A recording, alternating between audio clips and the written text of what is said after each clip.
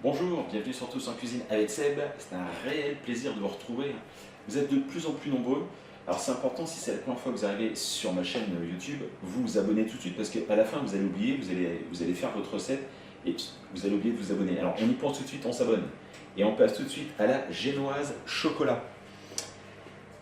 C'est à peu près la même chose que la génoise que j'avais déjà fait, génoise nature. 120 g de sucre. La seule différence, c'est comme on va rajouter du cacao, 30 g de cacao, je n'ai pris que 90 g de farine. 90 g de farine, 30 g de cacao et 120 g de sucre. 4 œufs. Et on va faire ça au batteur. Ce n'est pas la vraie génoise. C'est une génoise beaucoup plus simple, je dirais. Puisqu'en fait, c'est le batteur qui va faire tout le travail. Je mets les 4 œufs et on passe à la suite. Voilà pour les œufs. Je vais rajouter le sucre, les 120 g de sucre. Et on va battre à vitesse assez soutenue. Habituellement, je le fais 4-5 minutes, mais depuis quelques temps, j'ai augmenté un peu la durée. Je bats à peu près 6 minutes, voire peut-être des fois plus, et je trouve qu'il y a une meilleure tenue. Donc, on va voir ce que ça donne. On commence par 4-5 minutes, et s'il y a besoin, on rajoute.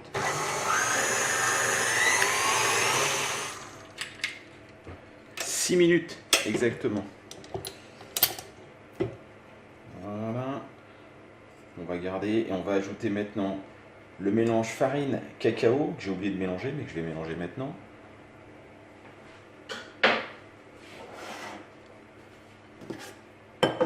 Vous mélangez le cacao avec la farine.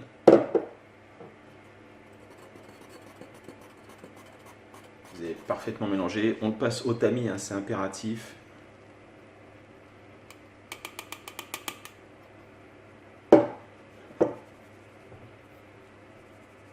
Vous voyez, le cacao a tendance à faire des petits grumeaux, donc c'est très très important de le passer au tamis.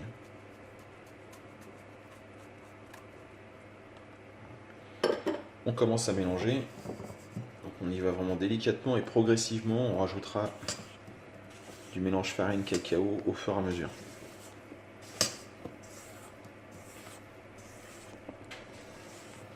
Voilà, vous y allez progressivement et on va tout incorporer.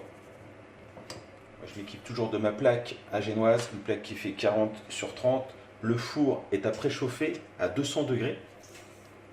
On va maintenant étaler notre préparation.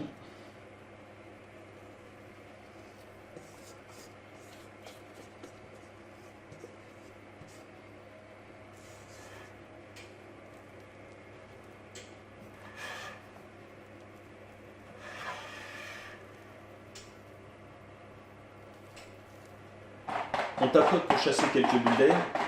Et ça part donc dans un four à 200 degrés. On enfourne à 200 degrés. Une fois que c'est enfourné, on baisse tout de suite à 180. On fait attention, il y en a à peu près pour aller 8-9 minutes. Il faut bien surveiller parce que là, on ne va pas avoir la coloration du coup. Voilà la plaque. Ce qui est important de faire, c'est tout de suite mettre un linge humide dessus. La partie la plus délicate. La voilà. On retourne. Voilà.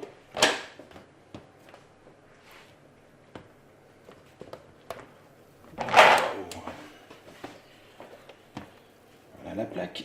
Et comme ça va être pour une bûche, je vais tout de suite lui donner la forme souhaitée. Voilà, on va la rouler délicatement.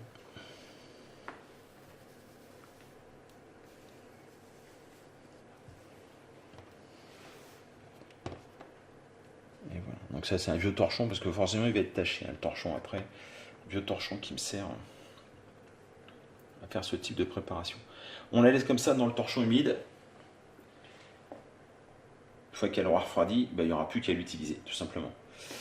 Bon, on va refaire un petit plan quand je vais l'enlever parce que c'est pas joli si on se termine comme ça. J'attends que ça refroidisse, je la déroule et je vous montre à quoi ça ressemble. La plaque a refroidi. On peut maintenant l'ôter du torchon.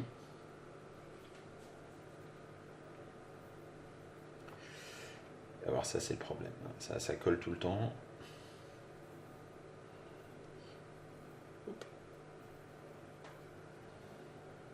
Et voilà. Et voilà donc notre plaque génoise chocolat. se casse pas, elle se tient bien, c'est parfait. Voilà, je vous remercie, j'espère que ça va vous aider hein, pour les fêtes de fin d'année, enfin des bûches chocolatées, enfin en tout cas un cœur chocolat, là, c'est pas mal. Je vous remercie, je vous dis à très bientôt pour de nouvelles recettes. Au revoir.